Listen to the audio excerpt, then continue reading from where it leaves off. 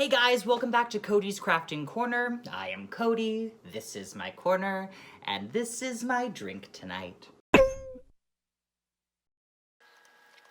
I hope you guys had a really wonderful Easter and a beautiful start to Passover, or maybe just a really nice second week of April. So we're gonna get started by pulling out whatever you wanna use for your canvas. I'm gonna use an actual canvas, but you could use a piece of cardstock or poster board if you wanted, or a piece of wood, anything that you're gonna wanna paint these fun florals on. We're gonna start off by wanting to put a nice base layer of blue. I wanna use something that's a nice, rich, deep color, so either like a phthalocyanine or like a navy. Phthalocyanine is the most pretentious sounding name, but it's such a beautiful color, and it's the name of 9,000 kinds of blue paint.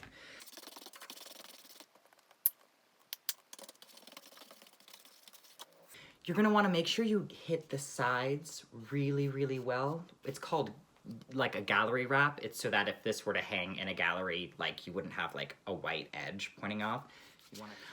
I like for my first coat to make sure that all of my brush strokes are going in one direction for something like this, because we're gonna do a couple coats. When you put on your first application, you'll see that you have these like fun lines. Sometimes I'll leave those there and I'll make sure that they're like directional so that they help inform my piece, but for this, we're gonna have so much texture later on, it's really gonna behoove us to have that juxtaposition of a nice, solid, stable base. So use long strokes once that paint is evenly on your canvas.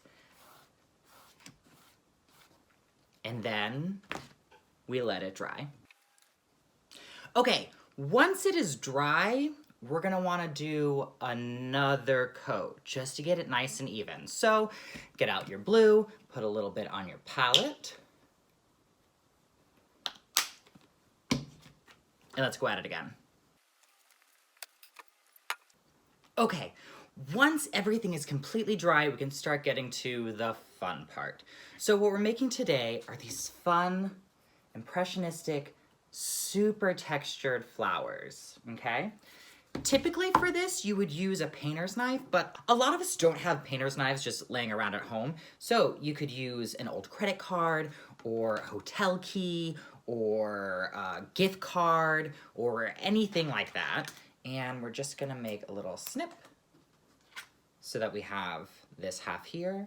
And then I'm gonna make another snip right along here to give us this shape. And then we're gonna just sort of glob on our flowers. I got started, but we're gonna do many more, okay? So, to complement my navy or phthalocyanine background, blue, it's blue, background, I want to use some pinks, some oranges, and some yellows. I like to mix together my own shades just because I'm obnoxious like that. So I'm going to take a little bit of this Pomme Rouge red and mix it with just a touch of this white. And I'm going to mix it together. And we're just going to glob on some petals. So just take it right here and go bloop, bloop. You actually have to make that sound when you do it, the bloop bloop sound, otherwise it doesn't come out right. And just nice and thick, just put it on there. And then that's sort of our background color. So once I've done that, let's add just a little bit more texture to it. I'm gonna add just a touch of yellow, the tiniest bit, just to lighten up that pink that we already had. I'm gonna gloop up some more of it. And I'm just gonna hit the top of those flowers one more time and just go boop, boop, boop. Just like that. And then I'm gonna use that same color palette one more time, and I'm gonna add just a little bit of white. And we're gonna mix that up. And as you're mixing these like top layers, it's okay if there's just a little bit of marble, like if it's not completely well mixed, that is perfectly fine. Glob up that new, even lighter pink, and these are gonna be the front petals, and just start sort of in the middle of that flower, just drag it down. Perfect, just like that. If there's little tiny specks as you're working with your painter's knife, you might get little flecks along here, leave them. Honestly, there's this Japanese art philosophy called wabi-sabi that says like the perfection is in the imperfection. And that's what wabi-sabi is like. So I have a lot of pink. I want a little bit more of my yellow. So how I like to mix it is I like to put a little bit of orange in it. So I'm gonna mix that red that I used before and mix it with this yellow. There.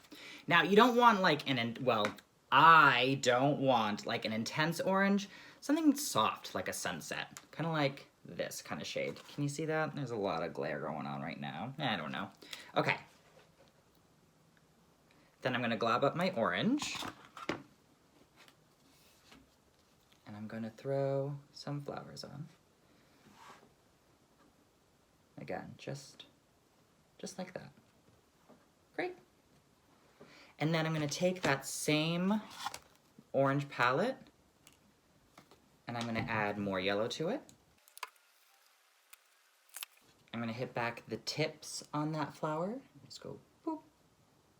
And like, don't push too far down on it because we don't wanna like scrape it, you know? We wanna like just glob it on there.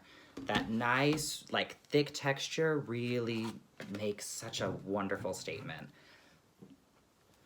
And then for our lightest part, add a little bit of white to it and take that. And this will be our most front-facing flower. So these start in the middle. Going just like that. Boom. Boom. Great. I like to put them at all different kinds of heights. And once you're done with your flowers and you've had just all the florals you can take, we're gonna add our stems. And for that, just take another piece of your credit card or hotel key or painter's knife if you happen to have had one at home, and put just a little bit of white onto your palette.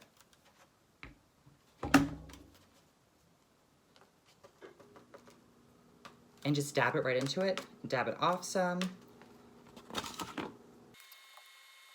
And you're just gonna make straight little lines that come down from these flowers. Just going whoosh, just like that, real quick.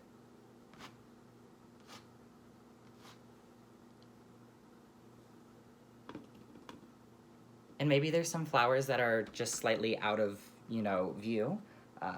So maybe we can have some that go all the way up. And then I like this sort of illusion that there might be leaves. So just take your knife or your credit card and just go swish. Just coming off of any two off of a stem is gonna sort of give that illusion of a leaf. And then when you're done, you have this beautiful little simple impressionistic piece of art that you made. Now, your beautiful, richly textured impressionistic flowers are gonna take a while to dry. But once everything is all dry, get a little tiny paintbrush and dab it in your paint of your color. For this, I would probably use white. And then put your initial in the bottom corner because this is your art piece, and so everyone should know that you are the master artisan behind this masterpiece. I hope you guys have a wonderful, wonderful week. Until next time, bye!